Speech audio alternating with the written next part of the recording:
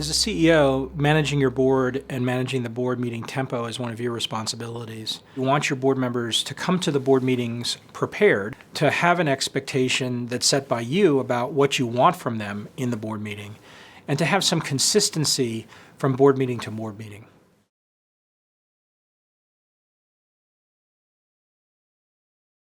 For many entrepreneurs, it's very effective to have frequent board meetings, maybe once a month, every 6 weeks. Sometimes as frequently as daily. Most board meetings tend to be somewhere between 2 and 4 hours long, especially for early stage companies. As the companies get bigger, the frequency of the board meetings may decrease. So if you're a company that's on the way to going public, let's say, or a couple hundred people, you might find that you're having board meetings on a quarterly basis instead of every 6 weeks or every other month. The time of those board meetings, as you have them less frequently, can also start to expand. So you might find that previously 3 hours was enough for a board meeting, but now you need 5 or 6 hours for a board meeting.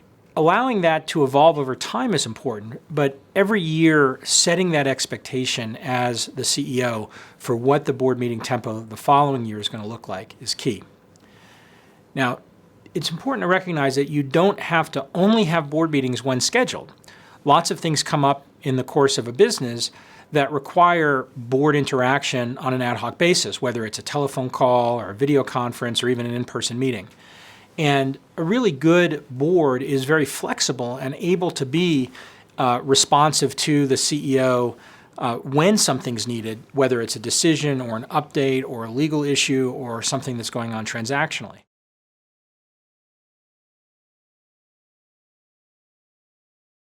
The best board meetings are ones where all the board members come to the meeting well prepared with all of the material about how the company's been doing.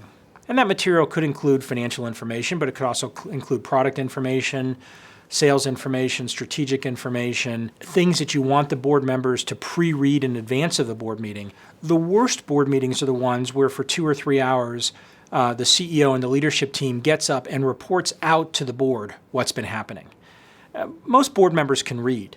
Rather than showing up at the board meeting and presenting them with that material, give them a couple of days to absorb that in advance. So when they show up at the board meeting, you can actually engage in a real conversation.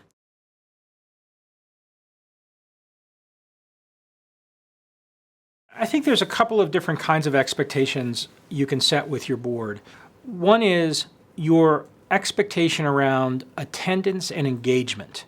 Do you expect the board members to be in person, or do you expect them to at least be on a video conference? Well, if it's at least on a video conference, you need to make sure that you've got the infrastructure to have a high quality video conference that's low friction for them to set up. What you really want is you want the board members to be in the moment and be fully engaged with you and your team during the course of the board meeting. But unless you explicitly state that, what you should expect is that you'll have plenty of board members with their iPhones out, periodically checking their email and seeing what's going on in their world. Defining in advance what those expectations are is important. But then the flip side of that is making sure that you hold yourself to a high standard in terms of communication. If you say you're going to send out the board package 72 hours in advance, do that. If you expect that everybody's going to be fully engaged for a 3-hour board meeting, make sure that every hour you have a 5-minute break. Manage the time of the board meeting. So the board meetings don't end up being 87 minutes about one topic and then 3 minutes about the 4 topics, 3 of which were way more important than the one topic that you spent 87 minutes on. So expectation setting goes both directions, but it also has to be managed. And the person that typically manages that in most companies is a CEO.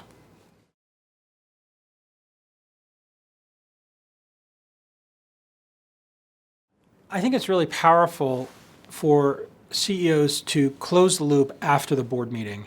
I think the CEOs who do send out a note to the entire board, playing back the key things that they heard, so that the board as a whole is on the same page in terms of the context of what was talked about and comes out of the board meeting, ends up setting a tone that's very constructive for the continued interaction around those issues. It also gives you a really good way from board meeting to reflect back on what was being discussed at the previous board meeting and what kind of actions were taken from that between the previous board meeting and today.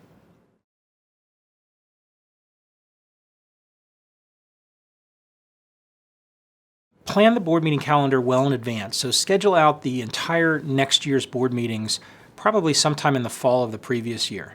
Your board members' calendars are chaotic, they change constantly. Make sure that you've got the time already allocated for your board meeting so everybody has an expectation. Other thing is make sure that you actually have a comfortable meeting. If you have a meeting that happens from 10 to 2, serve lunch, do a little work, and know that one of your board members is a vegetarian and another board member keeps kosher. Accommodate them, be respectful of whatever they like or don't like. Make sure that you've got, simple things like coffee and juice and some sodas, and just 3 or 4 hours sitting in a stale room with nothing going on isn't a particularly comfortable tone. So put a little bit of energy into making sure that it's comfortable in the same way you would with an important customer, an important partner, anybody that you would want to have this comfortable relationship with you. Again, it doesn't have to be expensive, it doesn't have to be fancy, it doesn't have to be formal, but just be thoughtful about it.